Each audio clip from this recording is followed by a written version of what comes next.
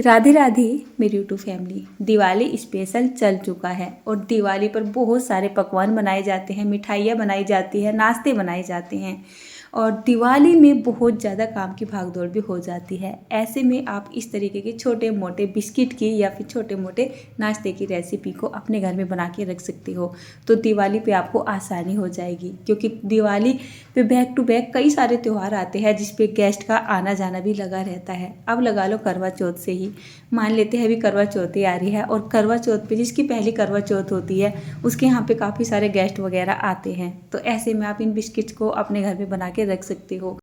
और इन बिस्किट को मैं बना रही हूँ गेहूं के आटे से। हेल्दी भी है और टेस्टी भी है। तो चलिए आसान सी रेसिपी को शुरू कर देते हैं। यहाँ पर मैंने एक बड़ी सी मिक्सिंग बाउल ले ली है। इसमें हम डाल लेते हैं आधा कप के जितनी साबुत चीनी, साथ ही साथ यहाँ पर 2 टेबल स्पून के जितना घी भी डाल लेंगे।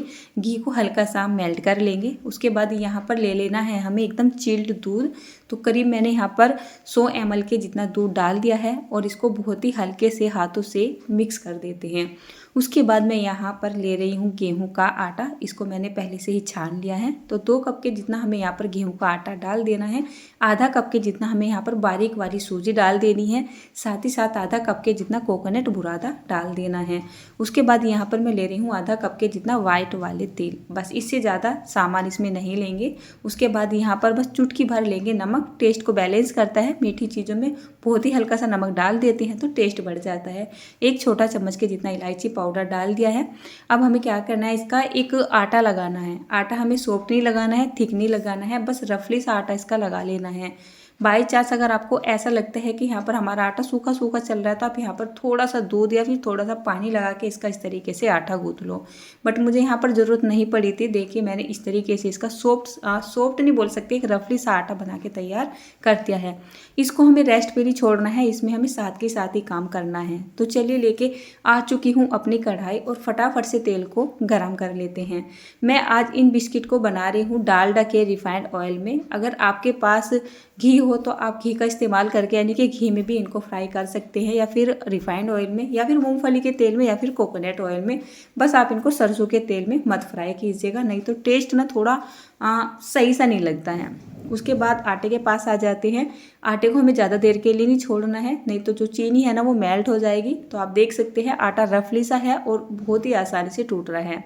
उसके बाद हमें इसके 3-4 हिस्से बना लेने हैं और यहाँ पर ले लेना है अपना चॉपिंग बोर्ड या फिर अपना चकला बेलन। इसके ऊपर रख के आटे को ऐसे ही रफली सा थोड़ा रोल कर लेना है। थोड़ा सा आप इसको एकसार सा करके लंबा कर लीजिए। अगर आपको ऐसा लग रहा है कि आपको बिस्किट बनाने में टाइम है और आपने आटा पहले ही लगा लिया है तो आप इस आटे को फ्रिज में उठा के रख दीजिए।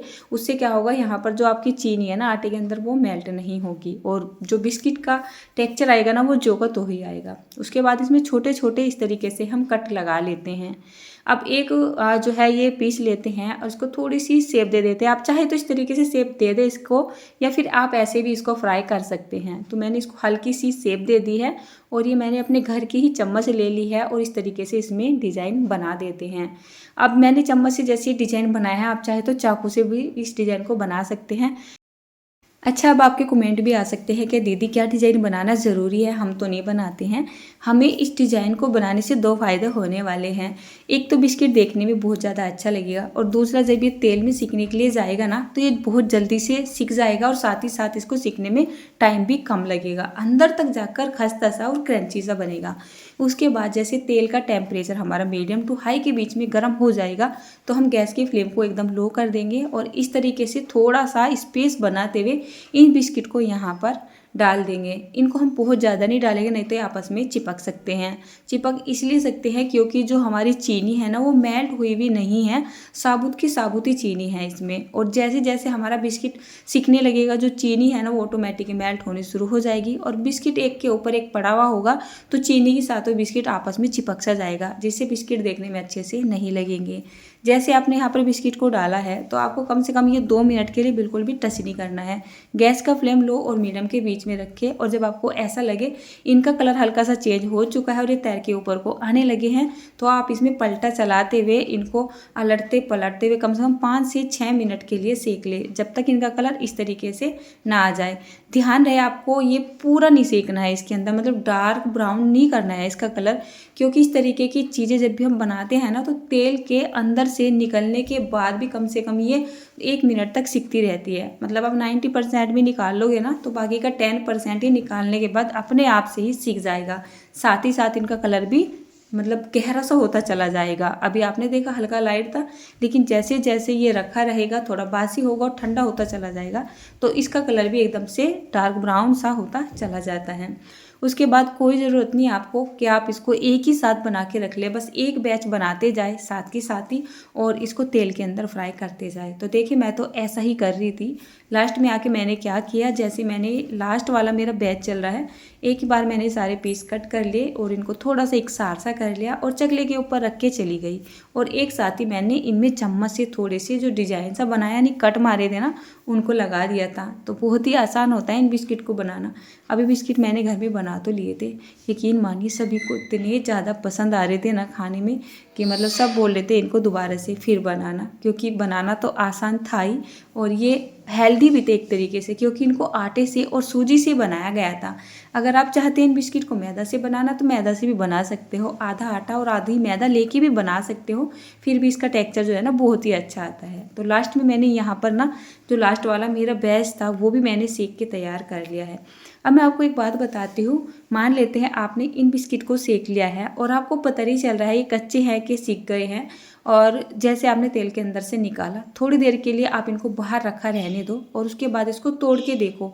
अगर टूटने से एकदम खस्तापन आपको महसूस दे रहा है जैसा आना चाहिए तो सही है, और बाई चांस अगर आपको ऐसा लग रहा है कि अंदर से कच्चे रह चुके हैं तो आपको क्या करना है, वापस से तेल में डाल देना है। और तेल में डालने के बाद कम से कम को 1 से 2 मिनट के लिए गैस का फ्लेम एकदम लो करके सेक देना है, तो आपके बिस्किट बिल्कुल बढ़िया से तैयार हो जाएंगे। तो ये लीजिए मैंने बिस्किट को बना के कर लिया है तैयार। अब बारी आती है इनको स्टोर करने की, तो अपने घर का कोई भी डब्बा, कांच का, प्लास्टिक का, स्टील का, जो भी आपके पास हो वो आप डब्बा ले लो और उसमें भर के रख दो। ये मैं बोलती हूँ 1 से 2 महीना भी ख़राब होने वाले नहीं हैं। बस इसमें हवा आर पार नहीं होनी चाहिए, मतलब इनको हवा नहीं लगनी चाहिए। हवा लगने की वजह से ये सीर सकते हैं जिससे इनका टेस्ट ख़राब हो सकता है। आज की रेसिपी आपको कैसी लगी?